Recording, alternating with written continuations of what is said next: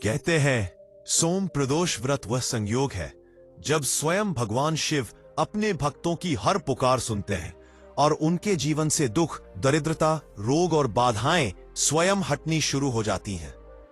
नमस्कार दर्शन बंधु, आप सभी का स्वागत है हमारे चैनल शिव इनसाइट पर।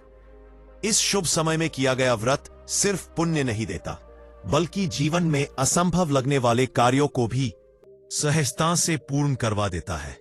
सोम प्रदोष की ये बेला वह क्षण है जब महादेव भक्तों पर विशेष दृष्टि डालते हैं और उनके हृदय में छिपे हर दर्द को पहचान कर उसे अपने दिव्य आशीर्वाद से पिघाल देते हैं। आज की यह कथा भी उसी चमत्कार, उसी कृपा और उसी महिमा की गवाही है। एक ऐसी कथा जिसे सुनते ही मन शांत हो जाता है और जीवन में शिव कृपा का प्रकाश उतरने लगता है। तो दर्शक बंधु, यदि आप सच्चे शिव भक्त हैं, यदि आप महादेव की दिव्य कथाओं और चमत्कारों से प्रेम करते हैं, तो कृपया चैनल शिव इनसाइट को लाइक, सब्सक्राइब और बेल आइकन जरूर दबाइए ताकि महादेव की कृपा आपके जीवन में निरंतर बनी रहे। अब मन को शांत करिए और आरंभ करते हैं आज की पावन सोम प्रदोष व्रत कथा। कैलाशपुर गांव की वह रात मानो समय की गति को थामकर खड़ी हो गई थी। जब चांद आधा था, हवा ठंडी थी और दूर पहाड़ियों पर किसी अदृश्य शक्ति की लय धड़क रही थी। गांव की सूनी गलियों में बैठे कुत्तों तक को लगा जैसे कुछ अनहोनी होने वाली है। पर वही गांव के आखिरी छोर पर बने एक जर्जर लेकिन पुरखों के समय से पवित्र माने जाने वाले घर में एक युवक अर्पित खिड़की के पास बैठा पूरी रात आसमान को ताकता रहा। उसे ऐसा लग रहा था जैसे चंद्रमा की आधी रोशनी किसी अदृश्य संकेत की तरह उसके हृदय में उतर रही है, जैसे धरती स्वयं उससे कुछ कहना चाहती हो। हवा में अचानक ठंडक बढ़ने लगी। पेड़ों के पत्ते ऐसे कांपने लगे जैसे उनका कंपन किसी भाषा में रूपांतरित होकर अर्पित तक पहुंच रहा हो। वह वर्षों से अपने घर पर आए दुखों से टूट चुका था। पिता की न चलने वाली बीमारी, खेतों का सूख जाना, पैसे की लगातार तंगी और सबसे बढ़कर वह अनजाना भय जो हर रात उसके घर को जकड़ लेता था। परंतु आज की रात कुछ अलग थी। आज उसे लग रहा था कि कोई अनदेखी शक्ति उसके बेहद करीब आ रही है।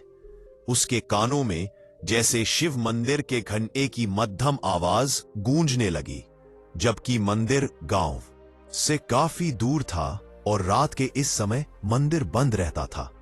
परंतु अचानक सभी आवाजें बंद हो गईं, हवा थम गई और अर्पित ने महसूस किया कि कमरे का तापमान असामान्य रूप से गिर गया है। उसने हिम्मत जुटाकर खिड़की खोली। सामने का दृश्य देखकर उसकी धड़कनें तेज हो गईं। गांव के बीचों बीच स्थित प्राचीन पीपल का पेड़ सफेद तेज में लिपटा हुआ दिखाई दे रहा था। ऐसा लग रहा था जैसे पेड़ की हर शाखा के ठीक ऊपर कोई दिव्य ज्योति तैर रही हो। गांव वाले उस पेड़ के बारे में कहते थे कि वहां देवता और ऋषि मुनि तपस्या करने आते हैं, पर इस दृश्य को किसी ने पहले कभी नहीं देखा था। अर्पित मंत्रमुग्ध होकर उस दिशा में देखता रहा। फिर अचानक तेज हवा चली और उसी हवा के साथ उसे एक धीमी लेकिन स्पष्ट आवाज सुनाई दी। समय आ गया है, प्रदोष का समय निकट है और जिसे दुखों से मुक्ति चाहिए उसे इस आह्वान का उत्तर देना ही होगा। अर्पित का दिल धड़क उठा। वह समझ नहीं पाया कि यह आवाज उसके भीतर से आ रही थी या हवा में से किसी अदृश्य देवत्व ने उसे पुकारा था। वह हड़बड़ाकर कमरे से बाहर आया, घर की चौखट पर खड़ा हुआ और वापस उस पीपल की दिशा में देखने लगा। पर अब वह चमक गायब थी। सब कुछ सामान्य था, जैसे अभी अभी जो कुछ हुआ वह एक भ्रम था। लेकिन अर्पित जानता था यह भ्रम नहीं था। कुछ दिव्य था, कुछ गहरा था, कुछ ऐसा जो उसकी समझ के परे था। तभी उसकी मां ने कमरे से आवाज दी, अर्पित बेटा क्या हुआ? किससे बात कर रहा था? अर्पित चौंक गया। वह अपनी मां को परेशान नहीं करना चाहता था, इसलिए बोला, कुछ नहीं मां, हवा तेज थी। लेकिन मां ने ध्यान से उसकी तरफ देखा। उनके चेहरे पर वर्षों के दुखों का बोझ था। उनकी झुकी आंखों में अनगिनत सवाल थे। उन्होंने धीमी आवाज में कहा, तुम्हारे पिताजी की सांसें फिर भारी हो गई हैं। लगता है रात भर उन्हें नींद नहीं आएगी। यह सुनकर अर्पित के भीतर दबी हुई पीड़ा फिर जाग उठी। वह अपने पिता के कमरे में गया और देखा उनकी सांसें ऊपरी हो गई थी, चेहरा नीला पड़ रहा था, शरीर पसीने से भीगा था। अर्पित का दिल भर आया। बाबा, अब और कितना सहेंगे आप? पिता ने प्रयास करके आंखें खोली और धीमी आवाज में कहा, बेटा, यह सब हमारे परिवार पर किसी अदृश्य दोष के कारण हो रहा है। लगता है देवता हमसे रुष्ट है, पर समाधान केवल शिव में है, केवल प्रदोष में। अर्पित दंग रह गया। पिता ने पहली बार प्रदोष व्रत का नाम लिया था। वह शिव पर विश्वास करता था, लेकिन उसे प्रदोष व्रत की गहराई नहीं पता थी। तभी पिता ने कांपती आवाज में कहा, सोमवार का प्रदोष आने वाला है, यदि तुम व्रत कर सको तो शायद। और वह बीच में ही बोलते बोलते बेहोश हो गए। अर्पित को लगा उसकी दुनिया बिखर रही है। वह बाहर दौड़ा, पानी लाया, पिता को संभाला, मां को बुलाया, पर वह नींद में भी डरे हुए थे, जैसे किसी अदृश्य शक्ति से लड़ रहे हो। उनके होंठ कांप रहे थे और वे बड़बड़ा रहे थे, अंधकार, अंधकार, पीपल के पास कोई छाया हमारा पीछा कर रही है। अर्पित के रोंगटे खड़े हो गए। उसे याद आया चमकता हुआ पेड़, वह आवाज, पिता की बातें, सब एक दूसरे से जुड़ी हुई थी।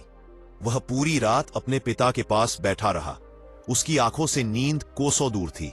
वह बार बार सोचता रहा, क्या सच में कोई दैवीय संकेत था?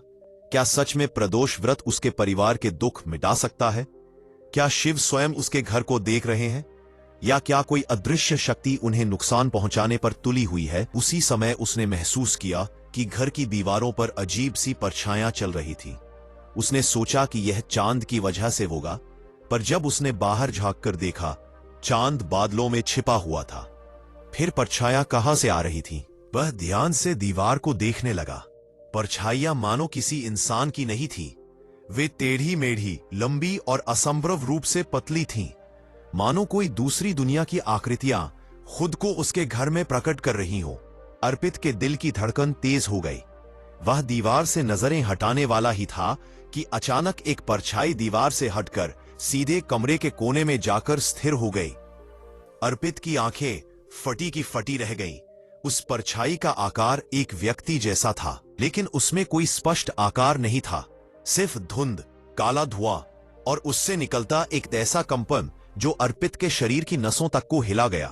अर्पित डर गया, लेकिन उसी क्षण उसे अपने पिता की कही बात याद आई, केवल शिव रक्षा कर सकते हैं। और जितनी तेजी से परछाई प्रकट हुई थी, उतनी ही तेजी से वह हवा में विलीन हो गई। कमरे में अचानक एक शांत ऊर्जा फैल गई, जैसे कोई दैवीय शक्ति उस काले अंधकार से भिड़ गई हो।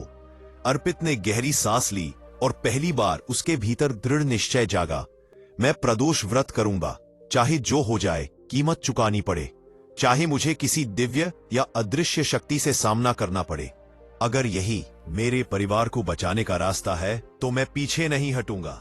सुबह हुई तो गांव में चर्चा फैल चुकी थी कि रात में पीपल के पास किसी ने दिव्य प्रकाश देखा है। कुछ लोग कह रहे थे कि वह कोई देवता था, कुछ कह रहे थे वह किसी ऋषि की आत्मा थी, कुछ ने दावा किया कि उन्होंने हवा में कोई मंत्र सुना था। गांव का वातावरण रहस्य से भर गया था।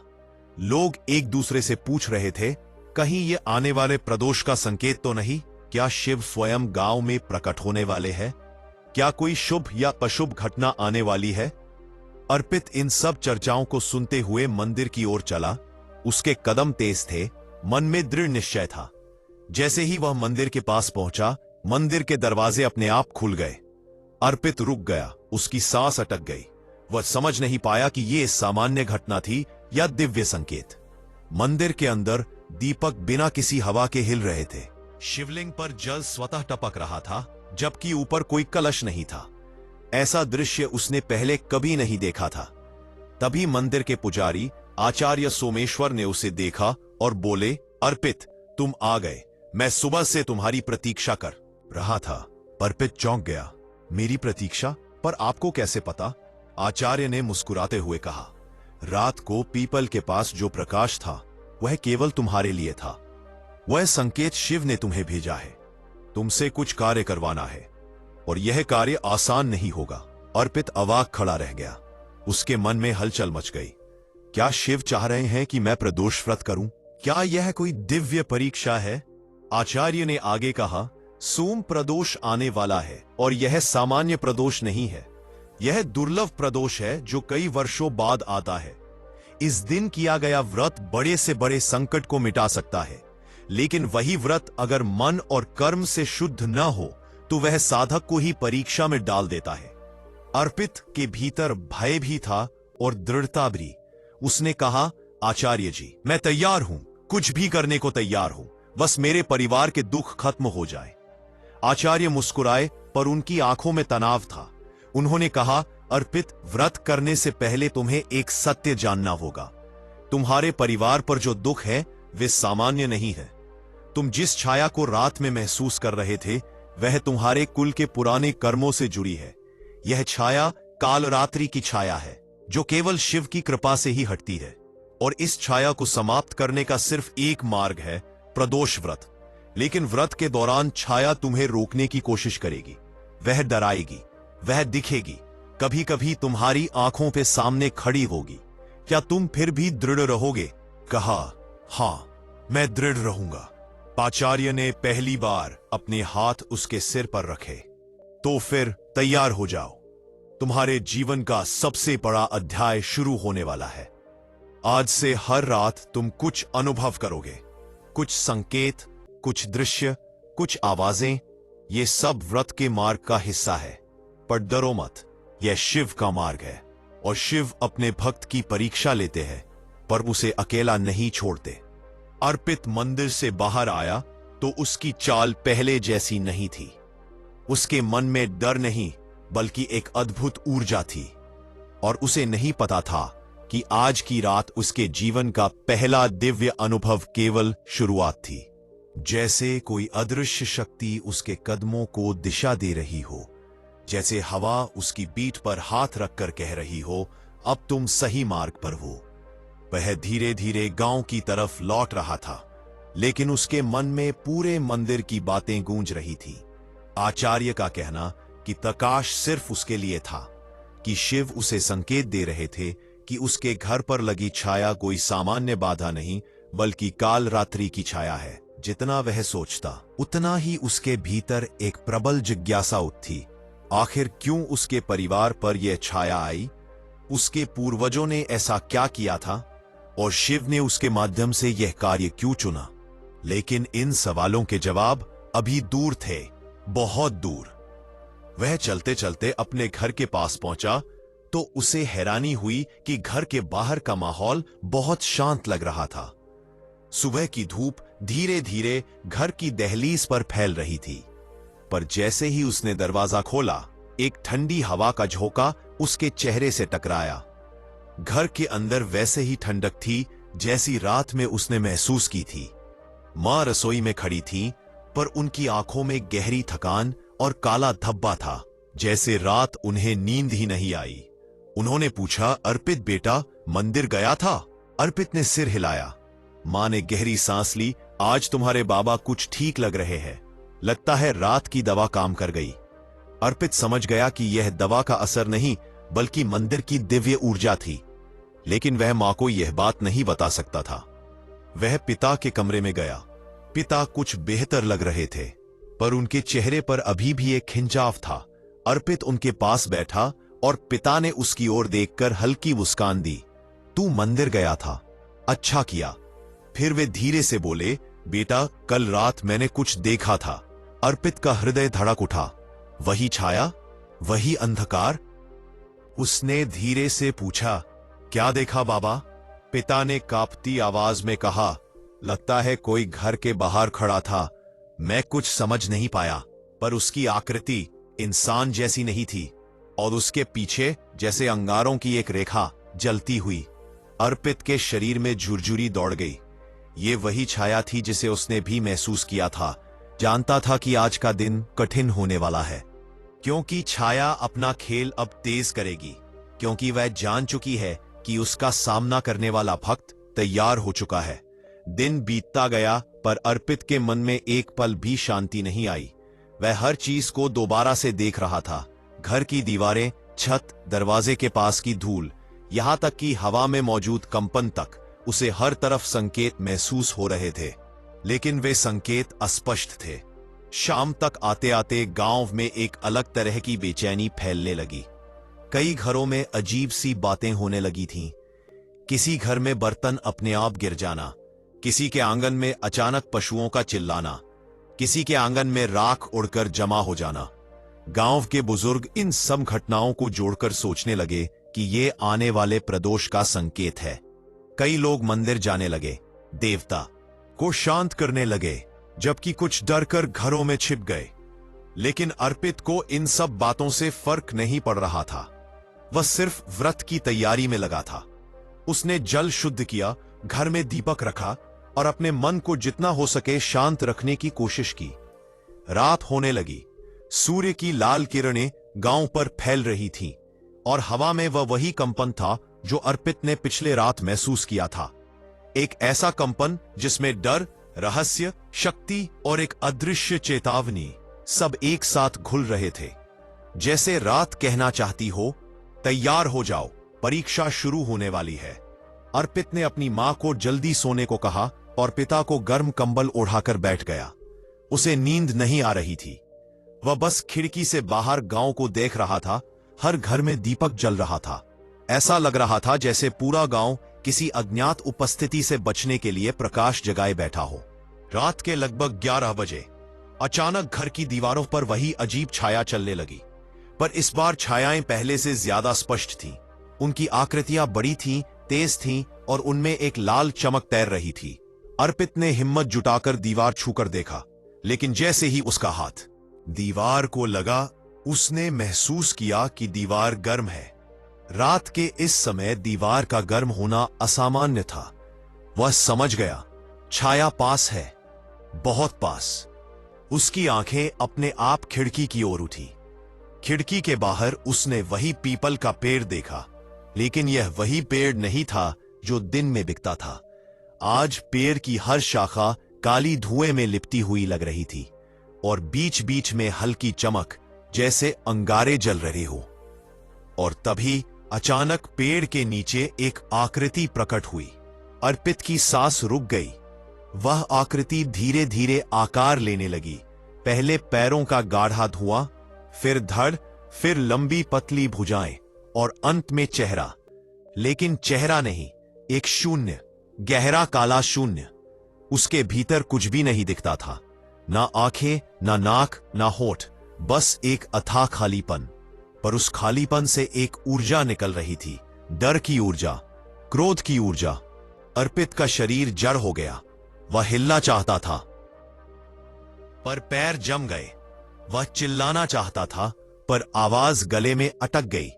वह मुड़कर अपने पिता को बुलाना चाहता था, पर उसका हाथ उठ नहीं पा रहा था, जैसे वह आकृति उसके संपूर्ण शरीर पर नियंत्रण कर रही हो। अचानक वह आकृति पेड़ से अलग हुई और हवा में तैरने लगी। अर्पित की आंखें फैल गई। वह आकृति जमीन को छू भी नहीं रही थी। उसके चारों ओर धुएं की लपटें घूम रही थी और फिर पहली बार वह आकृति हिली। उसने अपना चेहरा, या कहे उस शून्य को, धीरे धीरे अर्पित की ओर मोड़ा और उस क्षण अर्पित ने महसूस किया कि उस शून्य के भीतर से दो हल्की लाल रेखाएं जल उठी। वह आंखें थी। अर्पित सन्न रह गया। उसके हृदय की धड़कन को मानो किसी ने कसकर पकड़ लिया हो। वह आकृति सीधे खिड़की की ओर बढ़ने लगी। अर्पित ने अपनी पूरी ताकत लगाकर ओम नमः शिवाय बोलने की कोशिश की, पर आवाज नहीं निकली। वह कोशिश करता रहा, पर उसका गला जैसे किसी ने जकड़ लिया था। आकृति अब बिल्कुल खिड़की के सामने थी। अर्पित ने देखा, उसके चेहरे से कोई भाव नहीं झलक रहा था। वह न हंस रही थी, न गुस्सा थी, पर उसकी मौजूदगी ही डर थी। वह खिड़की के बिल्कुल पास आ गई, सिर्फ एक कांच की दूरी पर, और तभी उसने अपना हाथ उठाया। हाथ उठाते ही हवा भारी हो गई। घर की दीवारों में हल्की दरारें पड़ने लगी। दीपक की लौ कांपने लगी और जैसे ही वह हाथ कांच को छूने वाला था, अचानक घर के अंदर पिता के कमरे से शिव मंत्र का स्वर फैल गया। हर हर महादेव। यह आवाज अर्पित के पिता की नहीं थी। यह आवाज किसी और की थी, किसी दूरस्थ, विशाल, ऊंची, गहरी ऊर्जा की। यह आवाज सुनते ही आकृति पीछे हट गई। उसकी लाल आंखें बुझने लगी। धुएं की लपटें धीमी हो गई। वह आकृति कुछ पल हवा में स्थिर रही, मानो उसे किसी शक्तिशाली उपस्थिति ने चुनौती दे दी हो, और अगले ही क्षण वह धुएं की तरह बिखर गई, गायब। अर्पित अपनी जगह गिर पड़ा। उसके पूरे शरीर से पसीना बह रहा था। उसका चेहरा सफेद पड़ चुका था।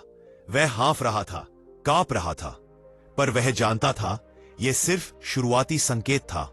असली परीक्षा तो प्रदोष के दिन होगी, और शिव की कृपा बिना वह इस छाया का सामना नहीं कर पाएगा। अर्पित पूरे घर में फैली ठंडी हवा में कुछ देर तक बैठा हाफता रहा। उसके सीने की धड़कनें मानो अब भी उस काली आकृति की नजरें महसूस कर रही थीं। कमरे के कोने कोने में एक अजीब सी गंध फैल गई थी, कोयले, धुएं, राख और किसी गहरे जले हुए तत्व की, जो सामान्य दुनिया का नहीं लग रहा था। उसने अपने माथे पर हाथ रखा और महसूस किया कि पसीना अभी भी हथेलियों में चिपचिपा था। पर इस सब के बीच एक और बात उसे परेशान कर रही थी। वह शिव मंत्र जो पिता के कमरे से आया था, वह पिता की आवाज नहीं थी, और यह आवाज उसके कानों में अब भी गूंज रही थी, जैसे कोई चेतावनी, कोई रक्षा कवच, या शायद कोई दिव्य मार्गदर्शन। अर्पित धीरे से उठा और पिता के कमरे में गया। कमरा अचानक बहुत शांत था, हवा स्थिर, दीपक की लौ एकदम अड़िग। पिता नींद में थे, पर उनका चेहरा पहले से शांत था, जैसे किसी दिव्य हाथ ने उनके माथे को छुआ हो। अर्पित उनके पास बैठ गया और सोचने लगा, शिव ने रक्षा की, इसका मतलब वे पास हैं, बहुत पास। लेकिन उसके मन के भीतर एक और सवाल गहरा जाता गया। अगर स्वयं शिव साथ हैं, तो फिर वह छाया इतनी शक्तिशाली कैसे? वह रात पूरी नहीं सोया। वह खिड़की के पास बैठा रहा, कभी गांव की ओर देखता, कभी आसमान की ओर। आकाश बादलों से भरा था, पर बीच बीच में चांद की किरणें निकलती थी और अर्पित के चेहरे पर पड़ती थी, जैसे किसी अगली परीक्षा की तैयारी हो रही हो। सुबह होते ही गांव में अफवाहें फैलने लगी। कुछ लोग कह रहे थे कि उन्होंने रात में किसी अजीब आवाजें सुनी। कुछ ने दावा किया कि उन्होंने पीपल के पेड़ के पास लाल धुआं देखा। बच्चों को घर से दूर न जाने दिया जा रहा था, और हर घर में एक अनचाही बेचैनी फैल गई थी, जैसे पूरा गांव किसी अदृश्य जाल में फंस गया हो। अर्पित घर से बाहर निकला तो उसे महसूस हुआ कि लोग उसे देखकर धीरे धीरे बातें कर रहे हैं। कुछ कानाफूसी, कुछ शक, कुछ डर। गांव की बुजुर्ग महिलाएं उसके पास आईं और बोली, बेटा अर्पित, हमें लगता है यह सब तुमसे जुड़ा है। तुम्हारे घर के पास ही सबसे ज्यादा अजीब घटनाएं हो रही हैं। क्या तुमने कुछ देखा? अर्पित कुछ कहना चाहता था, पर उसकी इच्छा नहीं थी कि लोग डर जाएं। उसने सिर्फ इतना कहा, मैं व्रत कर रहा हूं, सब ठीक होगा। लेकिन गांव वालों की आंखों में यह बात और डर पैदा कर गई, क्योंकि सब जानते थे कि प्रदोष व्रत कोई साधारण व्रत नहीं है, और जब कोई व्रत किसी छाया के खिलाफ किया जाए तो वह छाया पहले बहुत उग्र हो जाती है। दिन बीतता गया, पर अर्पित के भीतर की अशांति बढ़ती गई। वह मंदिर जाना चाहता था, आचार्य सोमेश्वर से बात करना चाहता था, पर उसे लग रहा था कि अभी समय सही नहीं है। दोपहर के आसपास घर की छत पर किसी के दौड़ने की आवाज आई, तेज, भारी और एकदम असामान्य।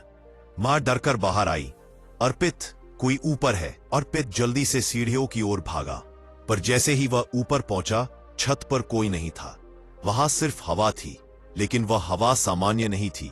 उसमें एक कंपन था, जैसे किसी ने अभी अभी वहां खड़े होकर छलांग लगाई हो। छत के किनारे पर राख का एक हल्का सा निशान था, लंबा, खिंचा हुआ, जैसे कोई जलती चीज वहां से फिसली हो।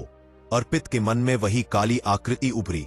क्या वह अब दिन में भी दिखाई देने लगी थी? क्या उसकी शक्ति और बढ़ रही थी? अर्पित ने राख को हाथ में उठाया, और जैसे ही उसकी उंगलियों ने उसे छुआ, राख गर्म थी, इतनी गर्म कि उसे हाथ तुरंत पीछे खींचना पड़ा। यह साधारण राख नहीं है, वह बुदबुदाया। अचानक हवा में वही मंत्र गूंजा, ओम त्र्यंबकम यजामहे। लेकिन आवाज बाहर से नहीं आई थी, वह उसके भीतर गूंज रही थी, जैसे कोई ऊर्जा उसे निर्देश दे रही हो। मत डर, मार्ग सही है। यह आवाज उसे हिम्मत दे गई।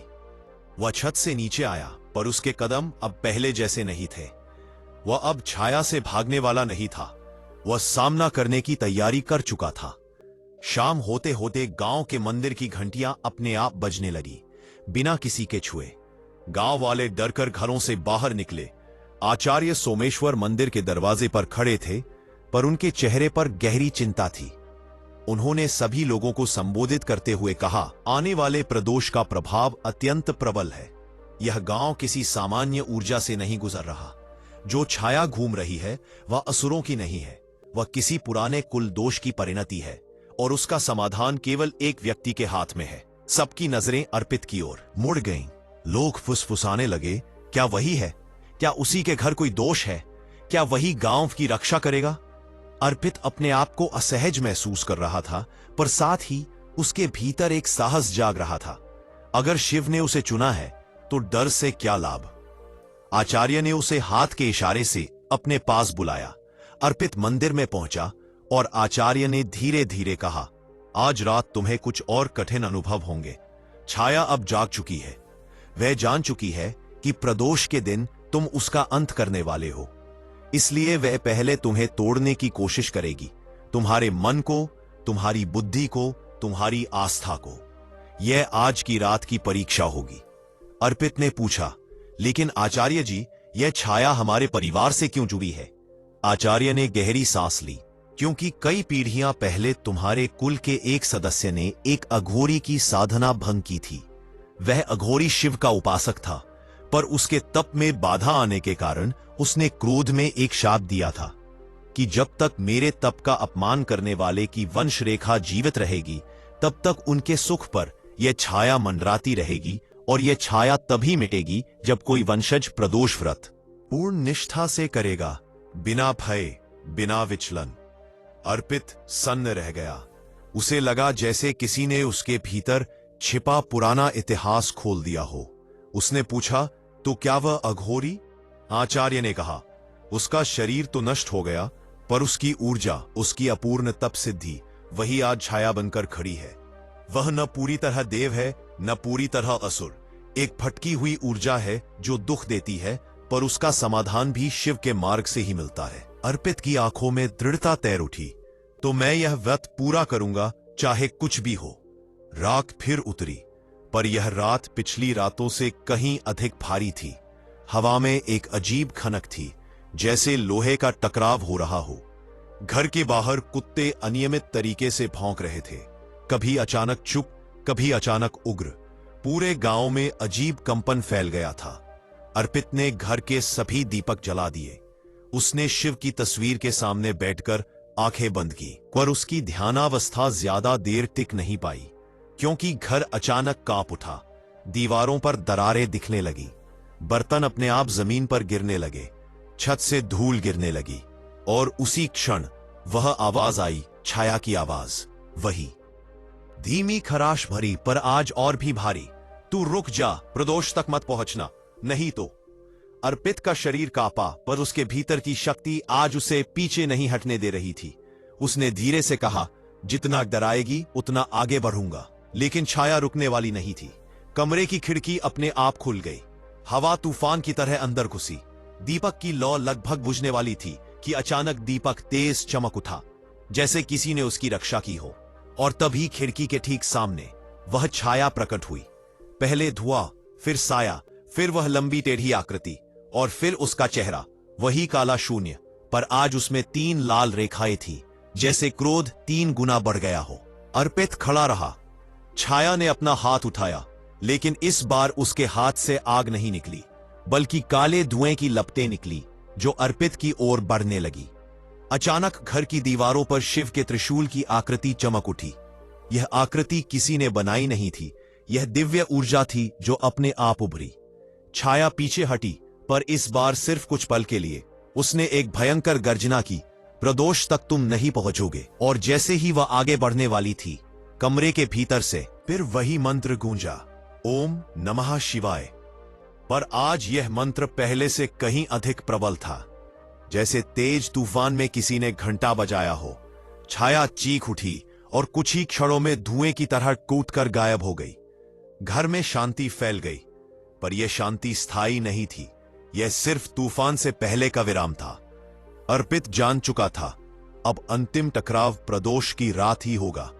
संध्या ढलने लगी थी, लेकिन कैलाशपुर की हवा में एक अलग ही बेचैनी तैर रही थी, मानो किसी विशाल रहस्य की छाया ने पूरे गांव को अपने भीतर समेट लिया हो।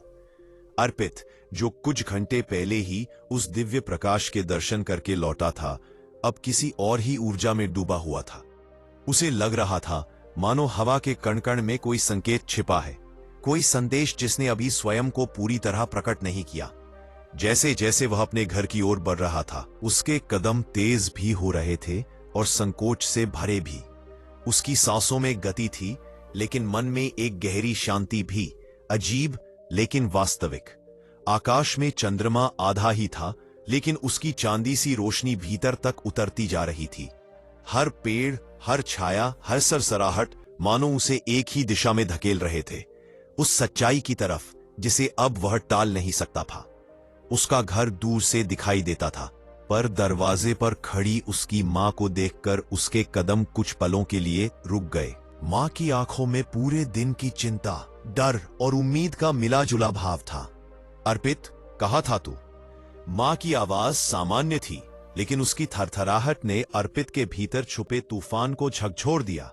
वह चाहता था कि वह सब बता दे, शिवलिंग का प्रकाश, रात का आह्वान, बेलपत्र की दिव्य चमक, लेकिन उसे खुद नहीं पता था कि उसका अनुभव किसी को कैसे समझाए। मां, मैं मंदिर गया था, कुछ हुआ वहां। उसके शब्दों में संकोच था, लेकिन मां की आंखों में चमक आई, जैसे उसे बस एक ही चीज का इंतजार था, कहीं भगवान ने उसके बेटे को कोई राह दिखाई हो। अर्पित घर में प्रवेश करता है, और जैसे ही उसका पैर दहलीज पार करता है, अचानक भीतर से एक अजीब सी आवाज आती है, जैसे कोई भारी चीज अपनी जगह बदल रही हो। घर पूरी तरह खाली और शांत था, फिर भी वो आवाज इतनी साफ थी मानो किसी अदृश्य शक्ति ने जानबूझकर उसके आगमन का संकेत दिया हो। यह क्या था? मां ने घबराकर पूछा, लेकिन अर्पित के कदम अपने आप उस आवाज की दिशा में उठ गए। उसके पिता, जो कई दिनों से बीमार थे, अपने कमरे में लेटे हुए थे, चेहरा पीला, सांसें कमजोर और आंखें बंद। पर जैसे ही अर्पित कमरे में पहुंचा, उनके चेहरे पर हल्की सी चमक दिखाई दी, मानो उन्हें अर्पित के भीतर से निकलती किसी रहस्यमयी ऊर्जा ने छुआ हो। अर्पित ने पहली बार महसूस किया कि उसकी हथेलियां गर्म हैं, बहुत गर्म, जैसे उनमें कोई अग्नि जल रही हो, लेकिन वह अग्नि गर्मी नहीं बल्कि प्रकाश था। वह धीरे से अपने पिता के पास बैठा। उसकी हथेलियों की गर्माहट एक हल्की नीली रोशनी में बदल रही थी, उसी रंग की जो मंदिर में शिवलिंग के पास दिखाई दी थी। कमरे में मौजूद हवा भारी हो गई, लेकिन डरावनी नहीं, मानो कोई महान शक्ति वहां उतर रही हो। तभी उसके पिता की बंद आंखों से एक आंसू बहा, एक ही आंसू, लेकिन उस एक बूंद में अर्पित ने ऐसा कंपन महसूस किया जैसे किसी अदृश्य शक्ति ने उसकी आत्मा को छुआ हो। उसकी मां, जो कमरे के बाहर खड़ी थी, डर और श्रद्धा दोनों में जम सी गई। अर्पित, तुझे क्या हो रहा है? उसने कांपते स्वर में पूछा। लेकिन अर्पित के पास कोई उत्तर नहीं था। अचानक चूल्हे के पास रखा पुराना तांबे का लोटा जमीन पर गिर गया। अपने आप गिरने की आवाज बहुत जोरदार थी, पर वहां कोई नहीं था। हवा तक स्थिर थी, लेकिन गिरने के बाद लोटा जिस तरह घूमा, उसमें एक बेहद अजीब बात थी। लोटा सीधे उत्तर दिशा की ओर घूमकर रुक गया। उत्तर दिशा, वह दिशा जिसे शिव दिशा कहा जाता है। घर में पूर्ण मौन छा गया। अर्पित के पिता ने हल्की सी आवाज में कुछ कहा, बहुत हल्की लेकिन स्पष्ट। ये संकेत है अर्पित, तुझे बुलाया गया है। यह सुनते ही अर्पित के भीतर बिजली सी दौड़ गई, उसकी सांसें तेज हो गई। यह पहली बार था जब उसके पिता कई दिनों की बेहोशी जैसी हालत से बाहर आए थे। उनका यह वाक्य कोई साधारण बात नहीं थी, यह मानो किसी अज्ञात शक्ति का उद्घोष था। किसने बुलाया है? मां रोते हुए बोली। उत्तर देने के बजाय पिता ने कांपते हाथों से अपने तकिए के नीचे से एक पुराना, बेहद पुराना कागज निकाला। पीला, फटा हुआ, उम्र से सूखा हुआ। यह तुम्हारे दादा बाबा ने दिया था, कहा था सही समय आने पर अर्पित को देना। मां ने कागज लिया, लेकिन वह कांप रही थी। अर्पित ने वह कागज अपने हाथ में लिया, और उसे हाथ में लेते ही कुछ अजीब हुआ। उसकी हथेली की नीली ऊर्जा तेज हो गई, मानो कागज उसमें सोई हुई किसी ऊर्जा को पहचान गया हो। उस कागज पर बेहद पुरानी लिखावट थी, संस्कृत जैसी, पर पूरी तरह संस्कृत नहीं। अक्षरों में अजीब चिन्ह थे, कुछ आकृतियां भी, और बीच में एक वाक्य जो स्पष्ट था। त्रयोदशी की रात्रि, जब चंद्रमा उत्तर में झुके, तब शिव का मार्ग खुलता है, और जिसे पुकारा जाए वही उस द्वार को पार कर सकता है। अर्पित का दिल तेजी से धड़कने लगा। क्या मतलब? कौन सा द्वार? और सबसे बड़ा प्रश्न, क्या उसे सचमुच पुकारा गया था? अचानक कमरे की हवा बदलने लगी, दीवारों का रंग गहरा होने लगा, जैसे छाया फैल रही हो। तांबे का लोटा जो उत्तर दिशा में रुका था, अब हल्का कांपने लगा, और तभी अर्पित ने अपने कानों में एक बहुत धीमी, बहुत दूर से आती आवाज सुनी, मानो हवा खुद बोल रही हो। प्रदोष, प्रदोष, प्रदोष। आवाज धीरे धीरे तेज हो रही थी। उसकी मां और पिता को आवाज सुनाई नहीं दे रही थी, पर अर्पित इसे स्पष्ट सुन रहा था। उसकी आंखें एक पल के लिए बंद हुई, और उसके सामने एक दृश्य चमका। एक प्राचीन गुफा, गुफा के भीतर अग्नि जैसा प्रकाश, और एक विशाल छाया जो उसे अपनी ओर बुला रही थी। उसने आंखें खोली, और उसके हाथ में वह पुराना कागज हल्की नीली रोशनी छोड़ रहा था। उस रोशनी में एक और छिपा हुआ चिन्ह उभर आया जो पहले दिखाई नहीं दे रहा था। एक त्रिशूल जैसा प्रतीक, जिसके नीचे लिखा था, द्वार जाग चुका है। अर्पित की सांस रुक गई। इसके आगे क्या होने वाला था वह स्वयं नहीं जानता था, लेकिन इतना साफ था कि उसके जीवन का सामान्य दौर अब समाप्त हो चुका था। उसके सामने एक ऐसा मार्ग खुलने वाला था जिसमें कदम रखते ही इंसान साधारण नहीं रहता। और उसी क्षण घर के बाहर से अचानक एक बेहद तेज, भारी गरज हुई, जैसे कोई पर्वत फट गया हो, लेकिन आसमान पूरी तरह साफ था। अर्पित कमरे से बाहर भागा, मां उसके पीछे। आंगन के बीचों बीच मिट्टी फट चुकी थी, एक सीधी लंबी दरार बन चुकी थी, जैसे किसी अदृश्य शक्ति ने उसे चाकू से चीर दिया हो। दरार से हल्की नीली चमक निकल रही थी, ठीक उसी रंग की जो अर्पित की हथेलियों में थी। ऐसा लग रहा था मानो धरती स्वयं उसे किसी दिशा में धकेल रही हो। अर्पित बिना कुछ समझे उस दरार के पास गया, और जैसे ही उसने हाथ बढ़ाया, नीली रोशनी सीधे उसके हाथ में खिंच गई।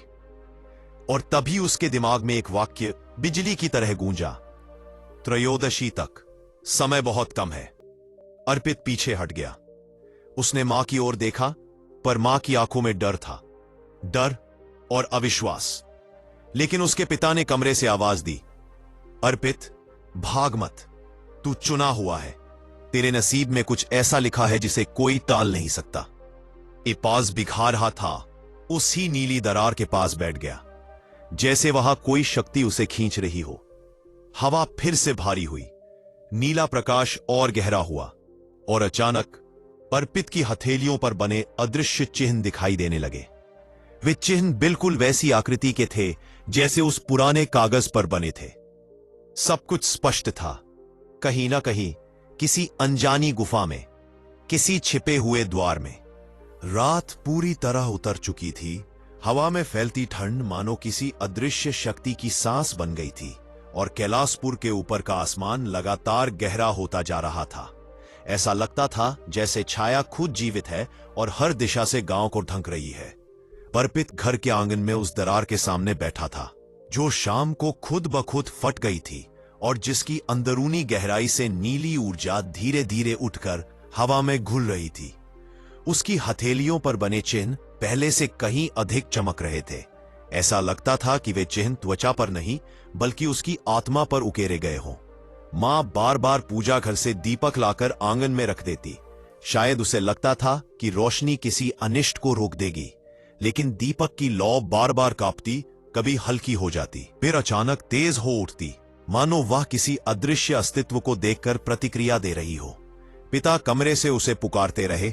उनकी आवाज न बहुत ऊंची न बहुत धीमी, लेकिन हर शब्द में एक अजीब सी गंभीरता थी, जैसे वे कुछ जानते हो, ऐसा कुछ जिसे वे वर्षों से छुपाए हुए थे। अर्पित ने पहली बार पिता को इतने ध्यान से देखा। उनके चेहरे की झुर्रियों में, आंखों की धुंध में और सांसों की थकान में एक कहानी छिपी थी। एक कहानी जिसका तार आज की रात से जुड़ता था। वह दरार से उठते प्रकाश को देखते हुए भीतर ही भीतर एक अजीब आकर्षण महसूस कर रहा था। मन में आवाज गूंज रही थी, त्रयोदशी, त्रयोदशी। यह आवाज हर सेकंड के साथ तेज होती जा रही थी। अचानक एक ऐसा पल आया जब पूरी धरती हिलती हुई महसूस हुई। मामूली नहीं, हड्डियों तक हिला देने वाली कंपन। मिट्टी, पेड़, दरवाजे, सब कुछ एक सेकंड के लिए थरथरा उठा।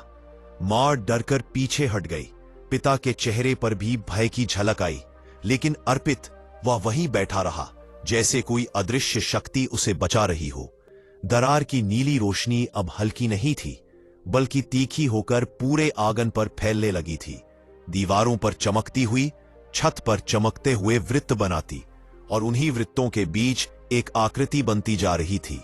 धुएं जैसी, लेकिन प्रकाश से बनी आकृति धीरे धीरे स्थिर हुई। एक विशाल त्रिशूल का आकार।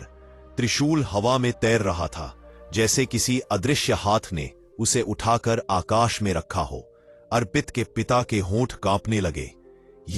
ये वही संकेत है, वही जिसे मैं टालता रहा, जिसे मेरे पिता ने भी छुपाया।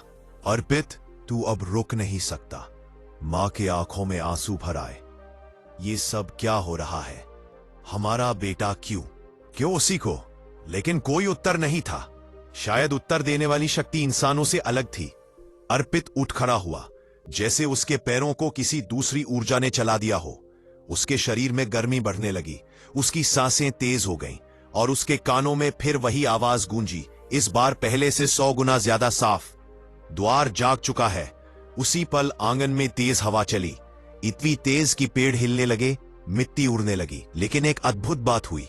वह नीली रोशनी हवा के बावजूद स्थिर रही, बिल्कुल नहीं हिली। और फिर नीली रोशनी ने आकार लेना शुरू किया, और वह आकार एक नक्शे में बदल गया, एक प्राचीन नक्शा। जमीन पर बने नीले प्रकाश की रेखाएं एक गुफा की आकृति में बदलकर रुक गईं। अर्पित के पिता ने कांपते स्वर में कहा, ये गुफा गुप्त त्रिकूट सीधी साधारण दुनिया में नहीं है। ये गुफा केवल प्रदोष की रात ही सांस लेती है। बाकी दिनों में यह धरती में मिली रहती है, जैसे कभी अस्तित्व ही न हो। अर्पित का गला सूख गया। प्रश्नों का भयानक तूफान उसके मन में था। क्यों वही? क्या उसका दादा इस रहस्य से जुड़ा था? क्या यह गुफा उसकी नियति है? लेकिन जवाब किसी इंसान के पास नहीं था। जवाब उस नीली रोशनी की भाषा में था, जिसे केवल वही समझ पा रहा था। तभी हवा अचानक रुक गई, पूरी तरह। इतना सन्नाटा छा गया कि सांस की आवाज तक सुनाई दे। और उसी सन्नाटे में एक धीमी, बहुत ही धीमी आवाज गूंजी। इस बार वह आवाज किसी दूर पहाड़ से, किसी विशाल सभागार से आती प्रतीत हो रही थी। आवाज ने सिर्फ एक वाक्य कहा, शक्ति जागती है जब साधक डरना छोड़ देता है। अर्पित के रगों में सिहरन दौड़ गई। उसे महसूस हुआ यह आवाज उसके भीतर ही गूंजी थी, उसकी आत्मा में। आवाज सुनते ही उसके हाथ के चिन्ह फिर चमक उठे, इस बार पहले से कहीं अधिक तेजी से। चिन्हों पर जीवित ज्योति की तरह आकृतियां घूमने लगी। छोटे छोटे तंतु जैसे मंत्र की ध्वनियों को पकड़कर नाच रहे हो। अचानक पिता ने खांसते हुए कहा, अर्पित, तेरे दादा ने भी इस रास्ते पर कदम रखा था, लेकिन वे लौट नहीं पाए, क्योंकि प्रदोष की रात साधारण नहीं होती। मां के चेहरे पर भय छा गया। लौट नहीं पाए? पिता की आंखें नम हो गईं। हां, उन्होंने द्वार पार किया, गुफा का रहस्य छुआ, पर वापस नहीं आए। यह सुनकर अर्पित के भीतर दो विरोधी भाव उठे। एक तरफ भय ऐसा जो हड्डियों तक उतर जाए, दूसरी तरफ एक अजीब अव्यक्त खिंचाव, जैसे कोई शक्ति कह रही हो कि उसके दादा अधूरा छोड़ गए, वही उसे पूरा करना है। तभी अचानक पूरा आंगन हिलने लगा। नीली रोशनी ऊपर उठी और जमीन पर उठती रेखाएं आपस में मिलकर एक चक्र में बदल गईं। उस चक्र के केंद्र में एक बिंदु चमकने लगा, धीरे धीरे तेज होता हुआ, और उसी बिंदु से एक प्रकाश की चिंगारी निकली, जो सीधे अर्पित की ओर आई और उसके हृदय पर जाकर लगी। अर्पित की सांस रुक गई। उसका शरीर पीछे की ओर गिरा, पर जमीन पर नहीं लगा। वह हवा में कुछ सेकंडों तक रुका रहा, जैसे कोई अदृश्य शक्ति उसे सहारा दे रही हो। और उसी पल उसके दिमाग में कई दृश्य चमके, अतीत के, भविष्य के, किसी दूसरी दुनिया के। दूर एक गुफा जिसमें त्रिशूल जैसा प्रकाश, एक दरवाजा जो पत्थर का नहीं ऊर्जा का बना था, एक छाया जो गुफा की दीवारों पर रेंग रही थी लेकिन इंसान नहीं थी, और एक आकृति जो उसे आवाज दे रही थी, अर्पित आओ। अर्पित ने आंखें खोल दी। उसकी आंखें अब नीली हो चुकी थी, ठीक उसी ऊर्जा की तरह जो धरती से उठ रही थी। मां डरकर पीछे हट गई, पिता स्तब्ध रहे गए। अर्पित ने गहरी सांस ली, ऐसी सांस जैसे कोई अजन्मा योद्धा पहली बार सांस ले रहा हो। उसने दरार की ओर देखा। वह दरार अब सिर्फ मिट्टी की दरार नहीं थी, वह दरार एक मार्ग थी, एक द्वार, एक मार्ग जो उसकी नियति से सीधे जुड़ा था। और उसी क्षण धरती ने हल्की सी आवाज की, जैसे किसी ताले के खुलने की ध्वनि हो। अर्पित ने महसूस किया गुफा ने उसे बुला लिया है। त्रयोदशी की रात शुरू हो चुकी थी और अब वापसी संभव नहीं थी। उस शाम जब अर्पित अपने कमरे में अकेला बैठा था, बाहर धीरे धीरे गहराती सांझ जैसे किसी अनदेखे रहस्य को अपने भीतर समेट रही थी, और उसी रहस्य की छाया अर्पित के भीतर भी गहरी होती जा रही थी। सुबह मंदिर में जो अनुभूति हुई थी, वह शांत, वह स्थिर, वह सब कुछ रोक देने वाली ऊर्जा अब रात में और प्रबल हो चुकी थी, मानो कोई शक्ति उसे पुकार रही हो। पूरा कमरा बिल्कुल शांत था, केवल हवा की धीमी सरसराहट खिड़की से अंदर आ रही थी। लेकिन अर्पित महसूस कर रहा था कि उसकी सांसों के बीच एक और सांस शामिल है। उसकी धड़कनों के भीतर एक और धड़कन चल रही है, मानो उसके भीतर कोई और चेतना जाग रही हो। उसने आंखें बंद की और उसी क्षण उसके मन में एक अदृश्य तरंग उठी, जैसे कोई दिव्य धुन, कोई पुरातन मंत्र जिसकी भाषा वह नहीं जानता था, पर अर्थ जैसे उसके भीतर अपने आप उतर रहा था। उसे लगा जैसे ब्रह्मांड के बीचों बीच एक विशाल द्वार उसके सामने खुल रहा हो, और वह बिना कदम उठाए, बिना आवाज किए उस द्वार की ऊर्जा में खिंचता जा रहा हो। अचानक उसके सामने शिव की वही सौम्य आकृति उभरने लगी। उजाला नहीं, छाया नहीं, बल्कि ऊर्जा का विराट रूप। और उस रूप की आंखों में ऐसा अनंत करुणा का सागर था कि अर्पित के भीतर की सारी पीड़ाएं बिन कहे बहने लगी, मानो शिव ने उसके हृदय की हर गांठ जान ली हो। उसके बचपन के डर, उसके अकेलेपन की टीसें, उसके संघर्ष, टूटन, अपराध, उम्मीदें, सब कुछ एक क्षण में उनके सामने खुल गया। उसने महसूस किया कि जीवन में पहली बार वह बिना शब्दों के किसी के सामने पूरी तरह खुल गया है। तभी शिव की आवाज नहीं, बल्कि अनुभूति उसके भीतर गूंजने लगी। जो तुम खोज रहे थे वह बाहर नहीं, भीतर था। जो तुम्हें डराता था वह अंधकार नहीं, तुम्हारी अपनी शक्ति थी। और जो तुम्हें रोकता था वह जीवन का बोझ नहीं, बल्कि तुम्हारा भ्रम था। ये वाक्य जैसे उसके मन की मिट्टी को नए रूप में ढाल रहे थे। उसी क्षण अर्पित ने महसूस किया कि उसकी रीढ़ में एक तेज ऊर्जा ऊपर उठ रही है, धीरे, स्थिर, किंतु अत्यंत प्रखर, मानो कुंडलिनी जागरण की पहली निशानी हो। उसके माथे पर हल्की गर्माहट फैलने लगी और उसकी आंखों के सामने पूरा कमरा उजाले से भर गया। पर वह कोई बाहरी रोशनी नहीं थी, वह उसके भीतर से फूट रही थी। उसने हाथ जोड़कर शिव की ओर देखा, आंखें भीग गईं और उसके भीतर से प्रश्न स्वतः निकला, प्रभु, क्या यह मार्ग कठिन है? उस क्षण शिव की करुणामयी ऊर्जा उसके चारों ओर लिपट गई और उसी अनुभूति ने उत्तर दिया, कठिन वह होता है जो तुम्हारे सत्य से दूर ले जाए। जो मार्ग तुम्हें अपने वास्तविक स्व तक ले आए, वही प्रदोष का मार्ग है, वही मुक्ति का मार्ग है, और वही तुम्हारा कर्तव्य। अर्पित रो पड़ा, दुख से नहीं, बल्कि उस गहरी राहत से जो किसी मनुष्य को तब मिलती है जब उसे पहली बार अपने अस्तित्व का वास्तविक अर्थ मिलता है। तभी उसके भीतर जैसे किसी ने अंतिम गांठ खोल दी। उसके पिछले सभी भय, सभी असफलताएं, सभी चोटें एक एक करके धुएं की तरह विलीन होने लगी और उसके मन में एक अनकही, अवर्णनीय पवित्रता भरने लगी। आज सोम प्रदोष की रात थी और अर्पित समझ चुका था कि व्रत केवल पूजा नहीं, बल्कि आत्मा का शोधन है, और यह दिव्य मार्ग उसे वहीं ले जा रहा है जहां मनुष्य स्वयं को पहचान लेता है, अपनी सीमाओं से ऊपर, अपने दुखों से परे और अपनी आत्मा के शिखर पर। इसी अनुभूति के साथ अर्पित ने महसूस किया कि वह आज किसी साधारण रात में नहीं, बल्कि अपने जीवन की सबसे महत्वपूर्ण यात्रा पर खड़ा है। एक ऐसी यात्रा जहां उसके दुख नहीं, उसकी शक्ति उसका परिचय बनेंगी और जहां शिव की कृपा उसके हर कदम का मार्गदर्शन करेगी। अब वह तैयार था अगले अध्याय के लिए, अगले सत्य के लिए और उस अंतिम मोक्ष के लिए जो उसके जीवन की दिशा को हमेशा के लिए बदलने वाला था। अर्पित ने महसूस किया कि आज उसकी आत्मा किसी अंतिम सत्य के द्वार पर खड़ी है। वह सत्य जो न किसी ग्रंथ में लिखा है, न किसी शब्द में बंधा है, बल्कि जिसे केवल अनुभूति के माध्यम से जाना जा सकता है। मंदिर का गर्भगृह शांत था, परंतु उस शांति में एक गहरा कंपन था। वह कंपन जिसे सामान्य मनुष्यों के कान सुन नहीं सकते, पर जागृत हुए चित्त उसे स्पष्ट रूप से महसूस कर सकते हैं। यह कंपन उसके दिल की धड़कनों में उतर रहा था, उसकी सांसों में घुल रहा था और ऐसा लग रहा था कि पूरी सृष्टि उसी एक धड़कन के साथ झूम रही हो।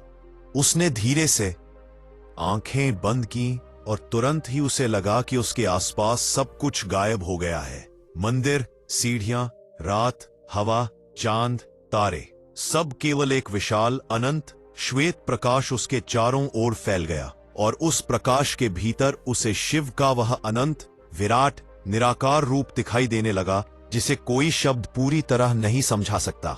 शिव वहां थे, पर न उस स्वरूप में जिन्हें मूर्ति कहा जाता है, न उस रूप में जिन्हें देखा जा सकता है, बल्कि ऊर्जा के ऐसे महासागर की तरह जिनमें ब्रह्मांड की हर धड़कन, हर कण, हर जीवन स्पंदित हो रहा था। अर्पित उस प्रकाश में खिंचता चला गया, जैसे कोई सूखा पत्ता बहती हवा के साथ अपनी मंजिल तक पहुंच जाता है। उसी क्षण उसके भीतर शिव की आवाज नहीं, बल्कि अनुभूति गूंजने लगी। अर्पित, तुम्हारी यात्रा यहीं समाप्त नहीं होती। प्रदोष व्रत केवल दुख मिटाने का मार्ग नहीं, बल्कि आत्मा को उसके वास्तविक स्वरूप तक ले जाने वाली सीढ़ी है। जिसने स्वयं को जान लिया, उसने संसार के सारे दुखों को जड़ से उखाड़ दिया। ये वाक्य जैसे अर्पित की आत्मा में गहराई तक धंस गए। वह कांपता हुआ खड़ा रहा, क्योंकि यह वो सत्य था जिसे वह जीवन भर खोजता रहा। शांति बाहर नहीं, भीतर ही जन्म लेती है। उसी क्षण प्रकाश के भीतर शिव की अगली अनुभूति उसके मन में उतरने लगी। तुम्हारा दुख कभी तुम्हारा शत्रु नहीं था, बल्कि गुरु था। उसने तुम्हें गिराया नहीं, बल्कि संभाला। उसने तुम्हें रोका नहीं, बल्कि दिशा दी। तुम्हारा अतीत तुम्हारी कमजोरी नहीं, तुम्हारी साधना है। और अर्पित जैसे टूट गया। उसकी आंखों से आंसू बहते चले गए, पर वे आंसू पीड़ा के नहीं थे, बल्कि उस अद्भुत राहत के थे जो किसी मनुष्य को तब मिलती है जब वह पहली बार अपने बोझ से मुक्त होता है। उसने महसूस किया कि उसके कंधों से जैसे कोई अदृश्य पर्वत हट गया हो। उसकी छाती हल्की हो गई, उसकी सांसें लंबी और स्वतंत्र हो गईं। तभी शिव की ऊर्जा एक बार फिर उसके चारों ओर लिपट गई। अब एक अंतिम बात सुनो अर्पित, जो व्यक्ति स्वयं को पहचान लेता है, उसके जीवन के दुख स्वयं मिट जाते हैं, क्योंकि दुख बाहरी परिस्थितियों में नहीं, बल्कि भीतर की अज्ञानता में रहते हैं। प्रदोष का व्रत मन को प्रकाश देता है, और जिस मन में प्रकाश हो, वहां अंधकार कभी टिक नहीं सकता। ये शब्द अर्पित के भीतर इतनी गहराई तक उतर गए कि उसे लगा जैसे वह भीतर से पूरी तरह बदल गया है। मानो किसी ने उसके हृदय का द्वार खोलकर उसमें महासागर भर दिया हो।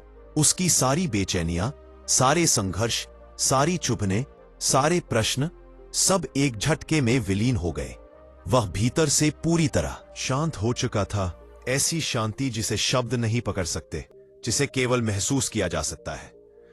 कुछ क्षण बाद प्रकाश धीरे धीरे मंद होने लगा और अर्पित खुद को फिर से मंदिर की सीढ़ियों पर बैठा हुआ पाया। पर अब वह वही अर्पित नहीं था।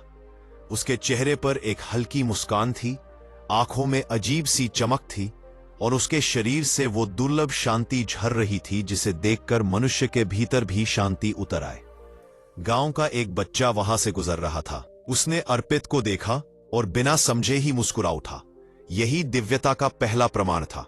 कुछ देर बाद गांव के लोग भी मंदिर की ओर आने लगे। आज सोम प्रदोष था और सब पूजा की तैयारी कर रहे थे। पर जब उन्होंने अर्पित के चेहरे को देखा, उसकी आंखों की चमक देखी, उसके शरीर की अलग सी ऊर्जा महसूस की, तो वे बिना पूछे समझ गए कि इसके भीतर कुछ दिव्य घट चुका है। किसी ने उससे पूछा भी नहीं, वे बस चुपचाप उसके पास बैठते गए, जैसे उसकी शांति ही एक उपदेश बन गई हो। अर्पित ने पहली बार महसूस किया कि उसके भीतर बह रही ऊर्जा अब केवल उसकी नहीं रही, वह हर उस व्यक्ति तक पहुंच रही है जो उसके करीब आता है। उसने मन ही मन शिव को प्रणाम किया। प्रभु, मैं आपका ऋणी हूं।